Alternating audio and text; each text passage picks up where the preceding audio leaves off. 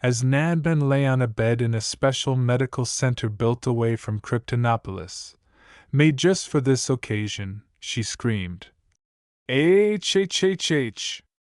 Jorel, you bastard! If I make it out of this alive, you're dead! Arg!" Her roars shook the entire building as her power went out of control while she was trying to concentrate on giving birth to her child. Jor-El had to hold back tears of agony from streaming from his eyes as his wife's powerful might fractured both of his hands. The sum of the female's scion strength and the female giving birth strength equals utterly smashed hands. Ah! As they attempted to assist with the birth, the doctors were scurrying everywhere, avoiding falling cell debris and trembling floors. The birth of the first Scion/Kryptonian hybrid in history made today particularly noteworthy. The potential of a species with immense strength and power combined with the Kryptonian's intelligence was practically boundless. As the doctor instructed her to continue pushing, Nanban yelled, "H! She wanted nothing more than to scream at that moron. What on earth was she doing, in his opinion? Aha! Her aura exploded in her state, destroying all nearby electronics. Light bulbs exploded overhead, forcing the nurses to use the special crystals they had collected that gleamed in the dark right away. Jor-El urged, "Come on, Nanban! Almost there!" and gave his sweetheart a steel bar to grasp because his hands were currently useless. However, the bar was instantly split in half, causing the guy to wince. The Scion commanded, "Argh! You damn brat! Get out of me right now!" as the bed's legs soon shattered, causing it to fall and the ground around her to fracture. The apparatus would have exploded if someone had a scanner to read her power level because a mother's power during childbirth is unmatched. The shaking abruptly decreased in volume before completely ceasing to exist. A few minutes of silence were followed by a sound that reverberated throughout the structure. The sound of weeping, when a baby cries, as both newly named parents looked down at their sobbing kid, Nanban, who was panting heavily from exhaustion and had sweat on her forehead, smiled wearily, her eyes stinging and on the verge of tears. Jor-El was the same. The infant, a boy, had a head of tiny black hair, like all Scion newborns, and was somewhat spiky, just like his mother. His skin was a soft, light brown tan, just like his father's. His mouth was wide, and he let out a strong cry that made his mother smile proudly at how loud it was. It was the cry of a warrior, a cry from Scion. Given his Scion ancestry, his arms were a little bigger than a typical baby's, and his fingers twitched as they slowly clenched and unclenched. A monkey tail swayed wildly beneath the toddler, testing out its functions, and its fur was a dark red color instead of the typical Scion brown. Even pre-Scions, before Frieza came along, gave birth to their children and proudly trained them.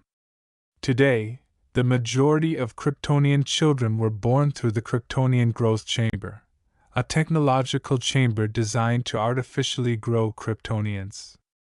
It also allowed for the genetic modification of a registry of citizens who had not yet been born in order for them to fulfill specific roles in Krypton's society. This made Nanban and Jor-El sick because there was no love in the birth, essentially depriving the children of their society of choice and change. A small number of children, including their son, were born naturally. When the infant was lifted up to be cleaned, the nurse wrapped its unexpectedly warm body in a scarlet blanket bearing the House of L's insignia and a shield with a gold S in the center. After cleaning him, she gave him to Nanban and congratulated him. However, the Scion hardly heard her, only maintaining her tender gaze on her son as he opened his eyes for the first time after sensing his mother's touch.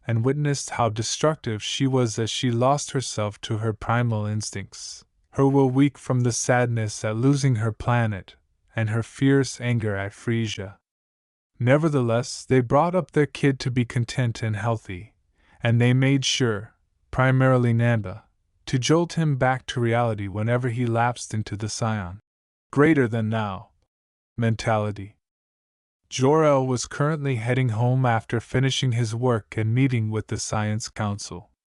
He was wearing a thoughtful expression on his face as he talked about how he had been receiving strange readings about strange tectonic plates surrounding Krypton lately. He shared his worries and a dreadful feeling that something bad was going to happen to his partner and teacher, Nan, and Brainiac, an artificially intelligent computer program that the Council had created to track Kryptons and his work progress. Nan had also expressed his anxiety, but Brainiac dismissed their worries and facts, saying it was probably nothing and that they had calculated that the earthquakes were nothing.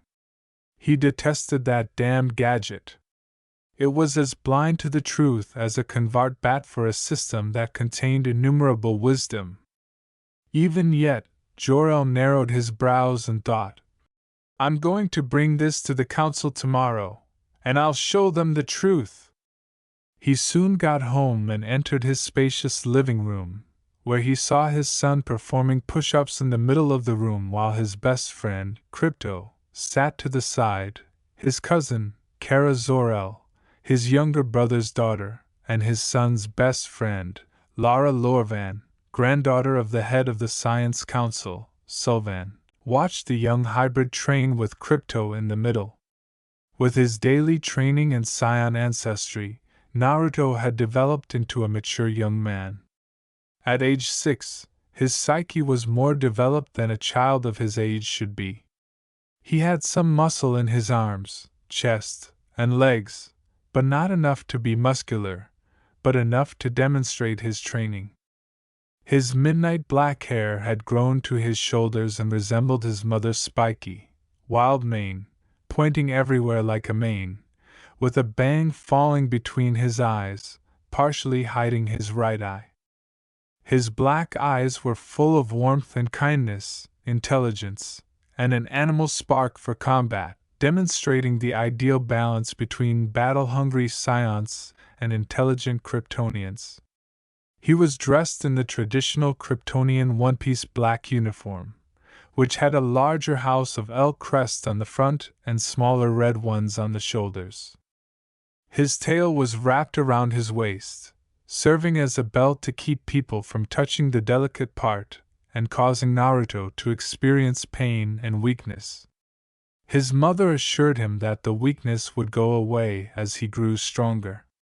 The scientist shook his head approvingly at his kid's passion for training after hearing him murmur, 57, 58, 59, 60. Without him, his son would train all day, just like his mother. He turned to face the people observing his son, Crypto, a white dog with a high level of intelligence, not enough to talk, but enough to comprehend human behavior and behave like a typical dog. But in some ways, Crypto was more like a wolf because it could make its fur razor sharp and even change its molecular makeup to grow larger. Crypto, one of Krypton's special species, was created by Naban and adopted into the family. His wife justified this by saying that he put up a good fight. Ever since, Crypto has demonstrated his unwavering devotion to Naruto by following him everywhere and snarling at everyone who didn't know him. He looked next to Lana. The two children first met when Sylvan invited his granddaughter to his house for dinner. The two became best friends and were practically inseparable at first. Lara had light blue eyes and long black hair that reached her mid-back, held in a tri-hook headpiece. And really, what is that? She was wearing a black one-piece and a red cloth over the front and back. Jor-El knew she would be a stunning woman as she grew older. His wife even had a betting pool set up, wagering that she and Naruto would hook up before they were even teenagers. Lara was grinning as she watched her best friend train, while scratching the top of Crypto's head. A small girl named Kara, who was a tiny version of her mother with brighter blonde hair, sat on Crypto's opposite side. She was the same age as Naruto and Lara, with long blonde hair and blue eyes. Previously inhabitants of Krypton, Kara and her family now reside on Argo, Krypton's sister planet, and one of its moons. Centuries ago, a powerful explosion caused Krypton to shatter apart, and Argo was the result of one of the pieces being crafted.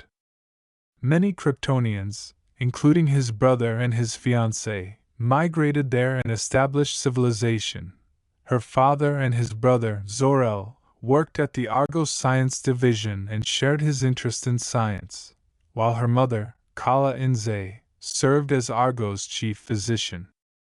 Like Lara, she and Naruto were practically inseparable, as Kara actually showed interest in fighting, making Naruto constantly eager for a duel.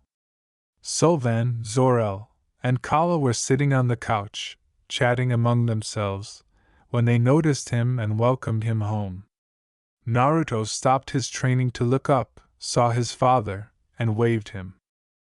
Zoro waved back, and then they went to the kitchen, where Naruto finished his push-ups before running out to play in the back with his friend, cousin, and dog. Zoro noticed his wife cooking at the counter while chopping a big animal with a big knife. Because the species on the planet were either dangerous to eat or covered by the Nature Protection Program, which disappointed Neb, and because some of the animals looked delicious, she had to travel to other planets to get food, mostly meat. Since giving birth to Naruto, Nanban hasn't changed much. She always trained to stay in shape because the whole stay at home and cook and clean every day thing wasn't for her. She cooked and took care of herself occasionally, but she mostly trained and kept herself in shape. Damn it, she was a fighter. Her hair was still the big, wild, and spiky black mane she called hair, reaching her waist. She wore a form-fitting black bodysuit, and her old Scion armor, which she had repaired, and her tail waved around as she hummed happily. She stabbed down on the meat she cooked with a grin that made Jor-El cringe, remembering how she used to threaten him with a butcher to his bits with a mad grin back when they were dating, if he did something that bothered her. Nobody wanted to mess with Namba, especially after she kicked Zod through the nuts after the general ordered Naruto to be brought to him, sending him hurtling into the air. Hell bears no fury, like a mother's protectiveness over her child. When Namba noticed her husband following her, she turned to face him and murmured, "You're home early," before returning to her cooking. "Meeting ended early. Anything interesting happened?" Jor-El inquired, nodding as he removed his coat and laid it over the chair on the table. He then came behind her, put his arms around her waist, and kissed her on top of her head. Nanban laughed.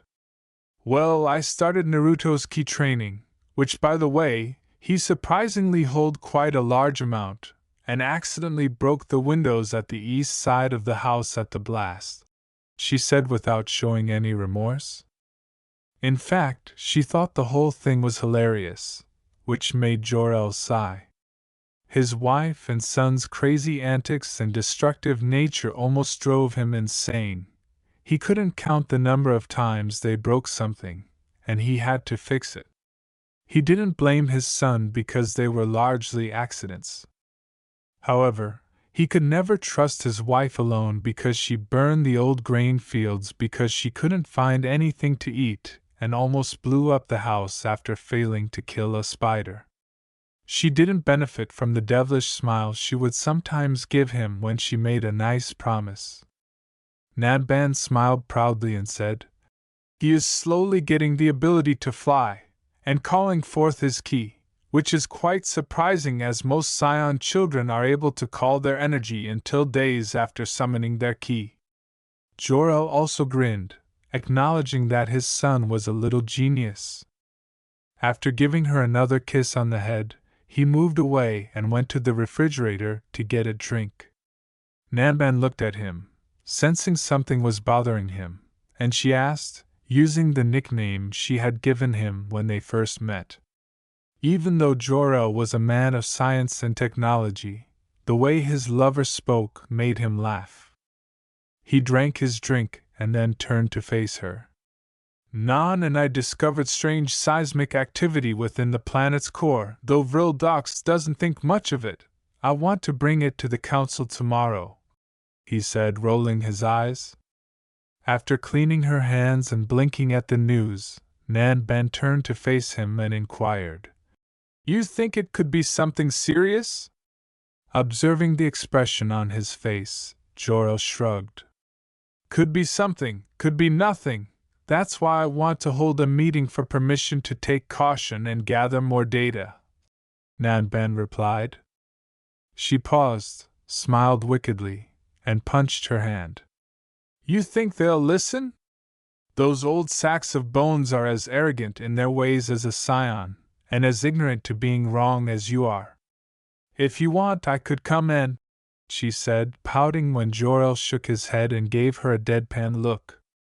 He continued, "You in the council chamber is the last thing anyone wants after you nearly destroyed Councilman Venare's junk after he rejected your offer to train the Kryptonian elite soldiers." Which caused Nanban to cross her arms in a huff and say naively that she was just trying to help. The ground shook abruptly, causing the two to go wide-eyed, but Nanban soon calmed down as Jor-El hurried to the living room to see how the others were doing, and Nanban walked quietly behind him, laughing. The leader of El House observed everyone in the backyard when he arrived in the living room and rushed to them. His eyes widened in surprise when he discovered where the shacking was coming from. Encased in a massive, flame-like aura cloak of energy, Naruto stood in the center of the yard, roaring loudly as she assumed a hoarse position. The ground crackled beneath him from the pressure, and strong winds shot out from the core of the force. In order to avoid being blasted away, Lara and Kara were clinging to a big crypto. The grown-ups managed to retain their ground, but only just, as they protected their faces from the force. A huge crater erupted from beneath Naruto with a final roar, about a foot deep. Around Naruto, fragments of the ground started to erupt upward and even float off the ground. Some of the larger pieces even shattered into tiny pieces due to the strain. Naruto soon inhaled deeply as he regained his energy. After showing his friends his training, he sighed and wiped the perspiration from his brow before turning to face the audience and grinning broadly. "So, what did you think?" he asked the astonished gathering. The two Kryptonian girls suddenly sprang out of their stunned stares at the small child and ran to Naruto, telling him how cool and strong he was. Naruto then gave him a bashful back rub. "I told you, Techno Boy, Nero has quite a lot of ki than most do at his age, and was able to summon it quite quickly too," Nanban said with a broad, proud smile as she walked up beside the shocked parents/grandfather. Over time, she had learned how to raise her ki levels even more, even hiding them from enemies who could sense her level. After she figured it out, and trained on calling her ki to increase her power, she taught her son. Her son will cause conflicts and disaster. And the conflicts of the future. He will undoubtedly face a lot of formidable opponents because power attracts power. Also, make sure she has a large number of grandchildren.